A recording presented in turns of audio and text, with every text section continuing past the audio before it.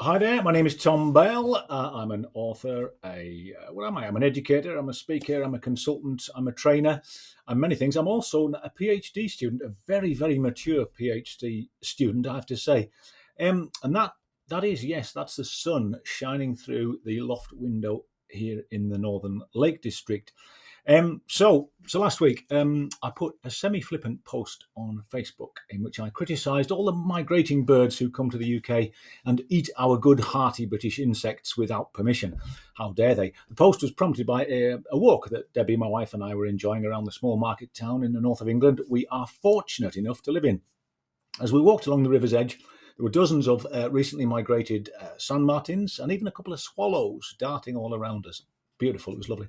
Me being me, of course, I couldn't miss the opportunity to highlight their presence as illegal immigrants who had come to our country intent on stealing all our wholesome British insects, raising their offspring, creating a mess, and generally doing all the things that the Anti-Humanity Brigade accuse illegal immigrants of doing. So this week's podcast is called A Swallow's Tail. So, I was going to actually, this week I was going to get stuck into the Gulf Stream because that is utterly taking the piss, isn't it? Traversing around the planet without a thought for our national sovereignty. But I thought better of it. And so here are some thoughts which I hope, if you do get agitated about illegal immigration, I hope these will provoke you to think. Let's imagine for this swallow's tail that I could have talked to one of the swallows last week. We're going into Dr. Dolittle territory here, yeah? It might have told me it was from Afghanistan. It might have told me it had fled the country in search of a better life. Lots and lots of the illegal immigrants arriving on boats into this country have come from Afghanistan. And if you're wondering why they didn't go through the official channels, I'm kind of answering my own question there. I wondered if you've ever tried having a reasonable conversation with the Taliban. I'm sure they would love it, wouldn't they, if you stepped forward and said, I don't really like this country anymore. Can I leave, please?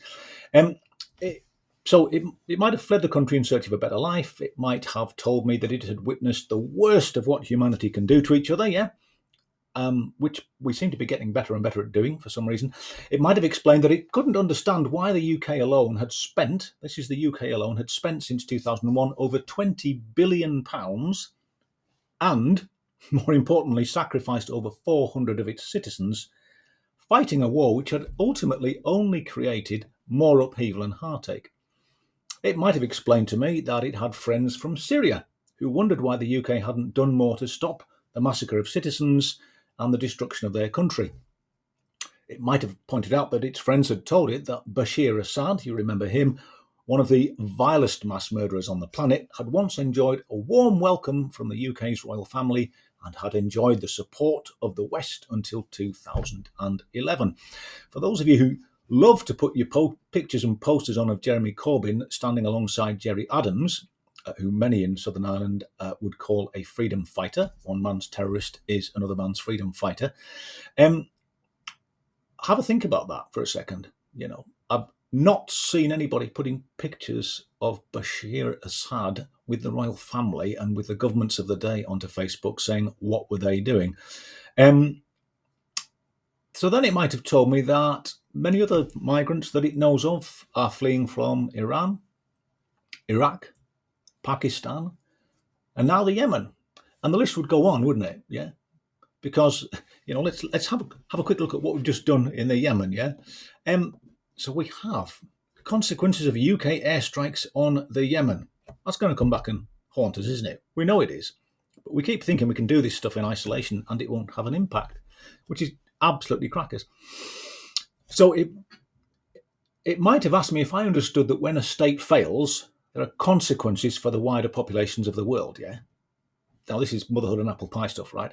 It might have asked me if I understood that when foreign powers choose to bomb other countries or to support the aggressive actions of other larger nations, not naming names, USA, it creates a diaspora, yeah, as well as an enduring and entirely understandable anger that passes from generation to generation until it is addressed or dealt with. So, we live in an ever increasingly connected and really importantly interdependent planet. So my flippant similarities with animal migration and the ebb and flow of the seas are more appropriate than you may think, yeah? Because in truth, I think now there's no really clear distinction between domestic and foreign policy. There is, in this hyper-connected economy, only policy. We have never, and we cannot ever exist in splendid isolation. That's not happening. The Africans have a saying that when elephants fight, it's the ants that suffer.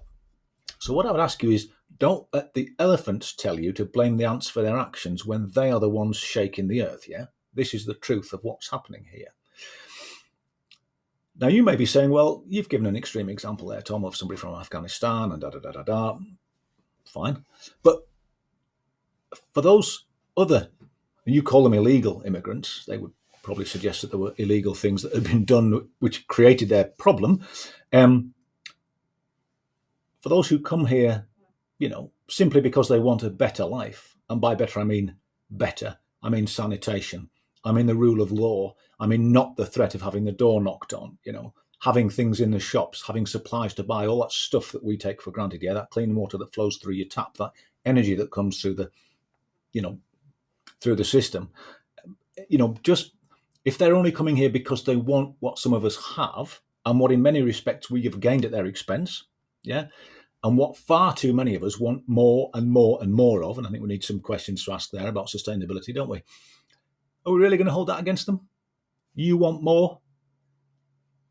You believe the marketers who tell you that your life will be improved if you get more, get the next thing, spend the weekend, washing the car, cleaning the alloy wheels, blah, blah, blah. Are you really going to hold that against other people who want happiness? Here is a very short extract from a letter from an asylum seeker. Forgive me if I've gone over my 5 minutes. I think it's worth it. It's just the end of the letter. I've never had the opportunity to have a happy life, but I can now. I have never had the opportunity to have a happy life, but I can now. Let's end on that, shall we?